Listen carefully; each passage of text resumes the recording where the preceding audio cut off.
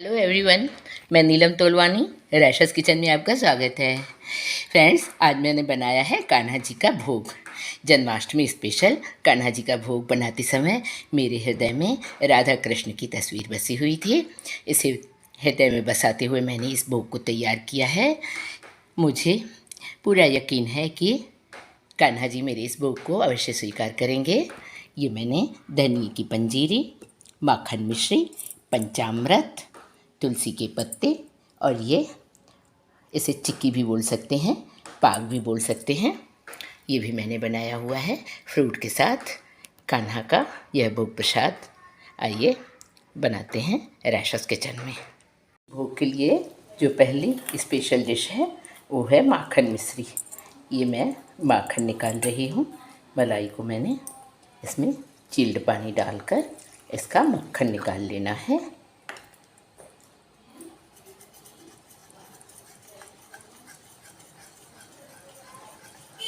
बस थोड़ी देर इस मलाई में चिल्ड पानी डालकर इसे मैश करने से मक्खन निकल आएगा। देखिए मक्खन निकल रहा है। करीब 10 मिनट तक आप लगातार इस प्रकार चलाते रहेंगे तो मक्खन आसानी से निकल जाएगा। मक्खन निकल आया है। ये देखिए मक्खन, माठा अलग हो गया है, मक्खन अलग हो गया है। अब कान्हा जी के भोग के लिए ये मक्खन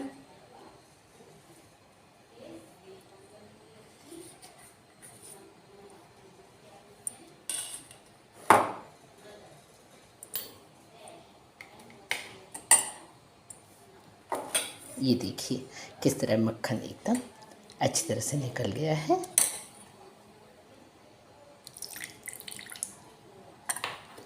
अब इसमें पिसी हुई मिश्री,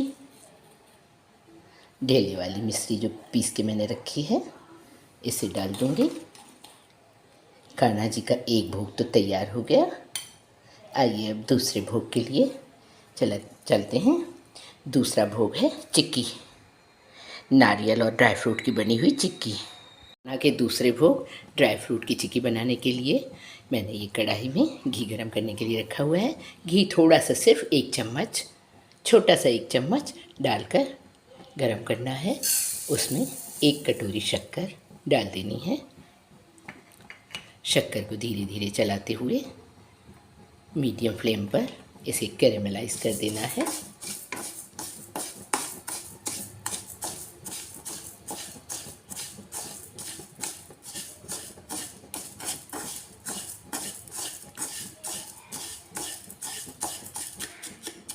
शक्कर थोड़ी देर में पिघलकर कैरेमलाइज होने लगी। उस स्टेज पर इसमें कोकोनट, पॉपी सीड्स और ड्राई फ्रूट डालकर चिक्की के लिए मिश्रण तैयार कर लेना है। चीनी मेल्ट होकर पिघल रही है। ये देखिए धीरे धीरे ये अच्छी तरह से पिघलकर कैरेमलाइज हो जाएगी।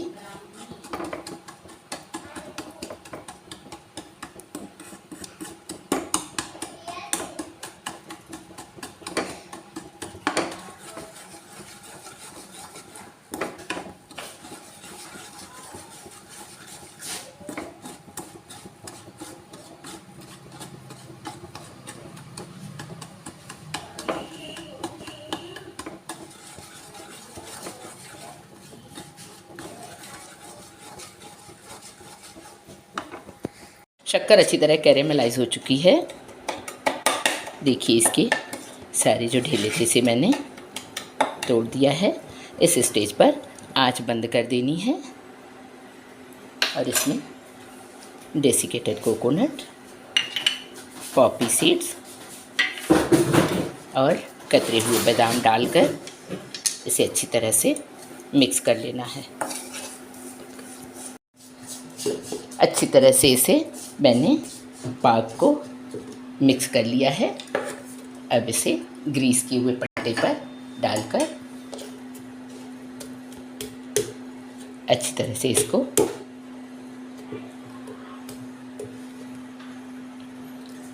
बेल लेना है। कान्हा के भोग के लिए ये एक ड्राई फ्रूट की चिक्की कहिए, चाहे इसे पाक कहिए, ये बनकर तैयार हो चुका है।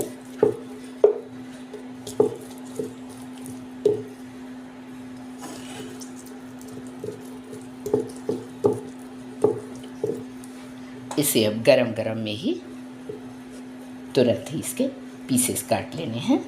ठंडा होने पर ये बहुत टाइट हो जाएगा, तब इसके पीसेस अच्छे नहीं निकलेंगे। ये देखिए कितने मस्त पीसेस निकले हैं। कान्हा के भोग के लिए ये पाक भी तैयार हो चुका है। आइए पंचामृत की तैयारी करते हैं। के लिए पंचामृत बनाने के लिए ये मैंने एक कटोरी ली है। इसमें डालूंगी मैं दूध। इसके बाद इसमें डालूंगी घर का जमा हुआ दही,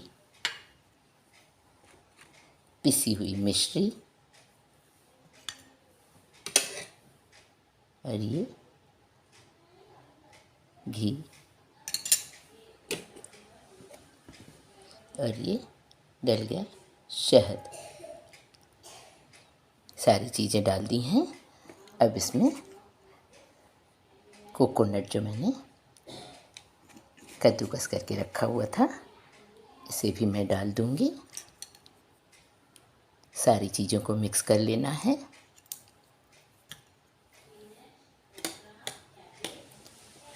ध्यान करना है, सारी चीज़ें मिक्स करने के बाद इसमें कुछ ड्राई फ्रूट्स और तुलसी के पत्ते, कान्हा जी के प्रत्येक भोग में तुलसी का पत्ता ज़रूर डाल देना है। तुलसी के पत्ते अवश्य ही डालें। तो ये कान्हा जी के भोग का पंचामृत तैयार हो गया। ड्राई फ्रूट और तुलसी डालकर इसे भोग के लिए रख देना है। कान्हा जी के भोग के लिए माखन मिश्री, पंचामृत और पाक बन चुका है। अब मैं धनिया की पंजीरी की तैयारी करती हूँ।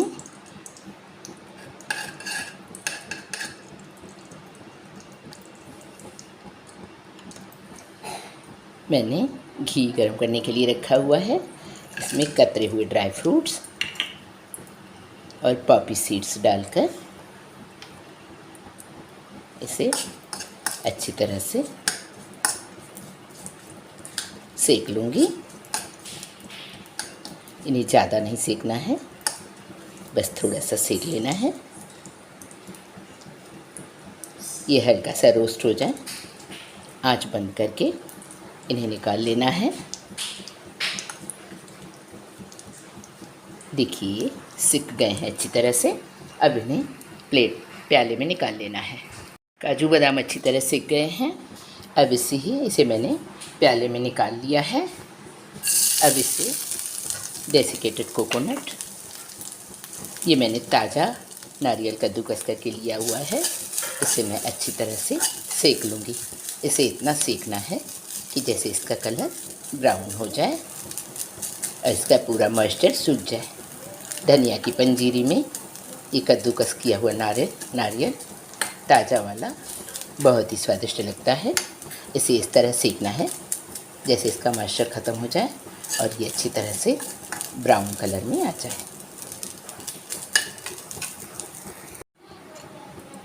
कद्दूकस किया हुआ ताज़ा नारियल भी ब्राउन हो चुका है। देखिए इसका कलर कितना प्यारा आया है। इसकी सौंधी सौंधी खुशबू भी आ रही है। अब आंच बंद करके इसे भी प्याले में निकाल लेना है।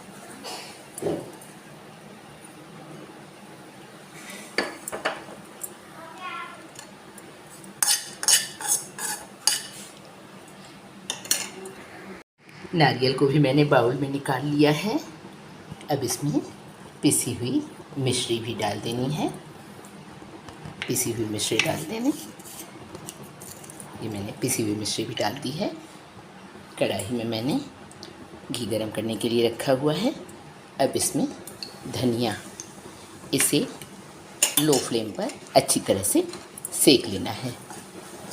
इसे इतना सेकना है कि जैसे इसका कलर ब्राउन हो जाए।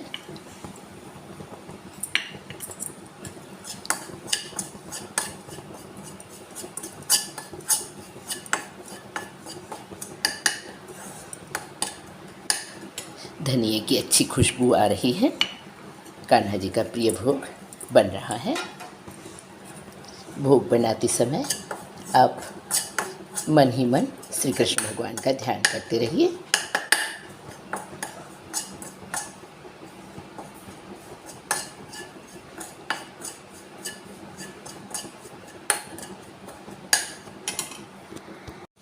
धनिया भी अच्छी तरह सिक चुका है, इसकी अच्छी खुशबू आ रही है,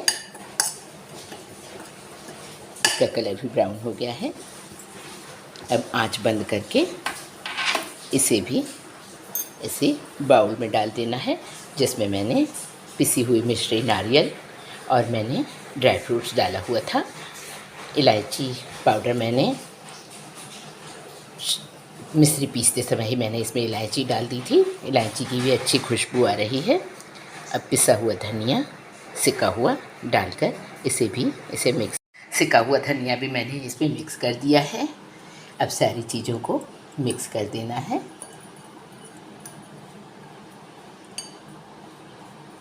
कान्हा जी के भोग के लिए स्पेशल धनिया की पंजीरी भी बनकर तैयार हो चुकी है। इसे मैंने अच्छी तरह से मिक्स कर लिया है। अब इसे भी एक प्याली में निकाल लेना है। धनिए की सौंधी सौंधी खुशबू आ रही है। कान्हा जी के भोग के लिए ये सारी चीज़ें तैयार हो गई हैं।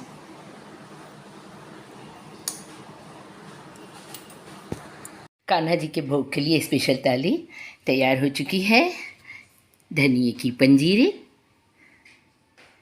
माखन मिश्री, पंचामृत, फ्रूट्स और ये पाग, चिक्की भी बोल सकते हैं इसे। तुलसी के पत्ते अवश्य ही डालें। तुलसी के पत्तों के बिना कान्हा जी का भोग अधूरा रहता है। गंगाजल और तुलसी के पत्ते मैंने तोड़कर इस पंचामृत में भी डाल दिए हैं। फ्रेंड्स, अगर आपको ये कान्हा जी के भोग की थाली पसंद आती है तो प्लीज़ रायशास किचन को सब्सक्राइब करना मत भूलिए। लाइक करिए, शेयर करिए और कमेंट करके हमें मोटिवेट करिए। धन्यवाद।